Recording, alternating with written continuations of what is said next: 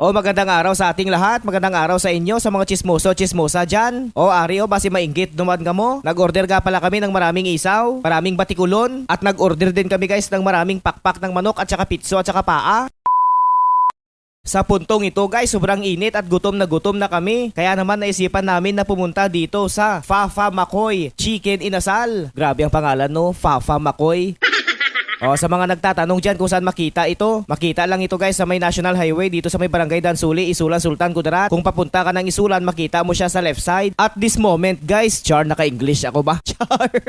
Sa puntong ito guys, hindi na namin patatagalin, mag-o-order na kami. So bali sinabihan ko si kuya guys, nabigyan niya kami ng paa at pakpak ng manok, at bigyan niya rin kami ng batikulon at yung isaw ng manok. Lahat guys, unlimited. Kasi sabi ng magbabayad, damihan namin mag-order kay unlimited, siya man ang magbabayad. Syempre ako bala, ginagutom daan kami, ma-order gid kami sang unlimited rice ya. Basta libre daan guys, nami gid magkaon ya. Char. So habang hinihintay namin guys na maluto yung in-order namin, ang ginawa ko, nag-video muna ako para may content naman ako, para naman may mapanood kayo, at isa pa para may i-share kayo. Kaya sa nanonood ng video ito, please like and share naman. At sa mga gustong mag-send ng star, send lang kayo ng star para may pambili din ako ng ulam. Char. Oy, joke lang yun ha, pero bahala kayo kung maniwala kayo ah. Sa totoo lang guys, masarap kumain dito kasama ang buong pamilya kasi nasa tabi lang siya ng highway. At ang maganda dito guys, meron silang bahay kubo. Kung may plano kayong mag-date ng jowa mo, pwede kayong kumain dito kahit kayo lang dalawa. Wag mo lang isama yung kabit mo ha, kasi mahuhuli ka talaga dito kasi open area ito. Delikado ka kapag kumain kayo dito ng kabit mo, dumaan yung asawa mo. Sigurado susugurin ka niya talaga, kawawa kayong dalawa ng kabit mo. Char.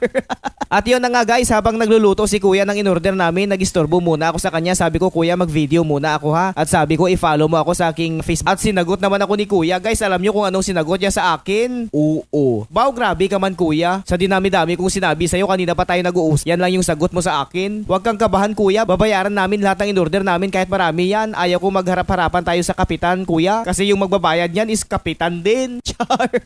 Pero sa totoo lang guys ha, ang Fafa Makoy Chicken Inasal, meron na silang ilang branches dito sa Sultan Kudarat. Tinanong ko si kuya, sabi ni kuya meron na silang branch dito sa Tacurong City, sa Esperanza, at sa Libak, Sultan Kudarat. So ibig sabihin nito guys, yung may-ari nito ay yumayaman na, kasi meron na siyang 4 na branches dito sa probinsya ng Sultan Kudarat. Gusto ko makilala yung may-ari nito, baka pautangin niya ako ng pera. Char.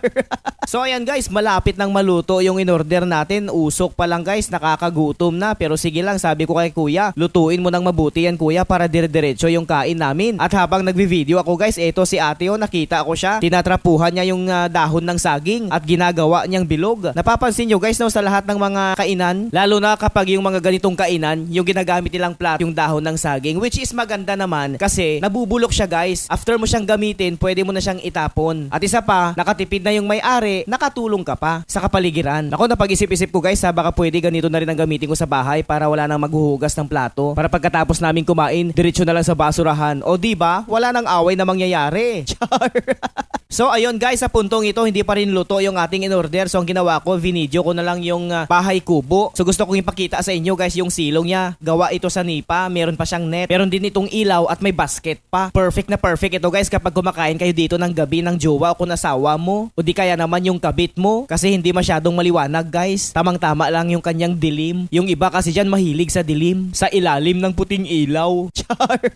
So ayan guys, ipapakita ko na lang sa inyo yung area para hindi kayo mawala kung sakaling dalhin mo dito yung jowa mo at magkain kayo dito. Kung papunta ka ng Esperanza guys, sabi ko kanina nasa right side siya. Itong daan na ito guys, papunta yan sa Esperanza. Ayun, nakikita nyo yung NFA may gasolinahan pa. Yan yung landmark nyo guys. So ibali ililibot ko yung camera guys para malaman nyo talaga, para hindi kayo magsyunga-syunga at hindi kayo mawala. Ito naman na daan guys, papuntang Isulan yan. National Highway yan. Kung papunta ka ng Isulan, nasa left side. Nasa left side, ang Fafa Makoy Chicken Inasal. O ayan na, sigurado hindi na kayo mawawala ng jowa mo. Finally guys, dumating na yung in-order natin. Makakakain na rin tayo nito. Grabe guys, ang lalaki ng mga manok nila dito. Ang sarap pa ng sausawan, may kalamansi pa, may sili pa. Unlimited rice yan guys. Sigurado mapaparami kami ng kain nito. Ang gagwapo pa ng mga nag-serve guys. So ano pang hinihintay nyo? Kain na tayo guys. At isa pa guys, may dala pala kaming durian dito para after naming magkain, meron kaming panghimagas. Napakasarap ng durian na ito guys. Maraming salamat sa naglibre, sa kapitan at barangay Kagawad. Hindi ko na lang i-mention guys kasi baka malaman ninyo mahirap na. Char.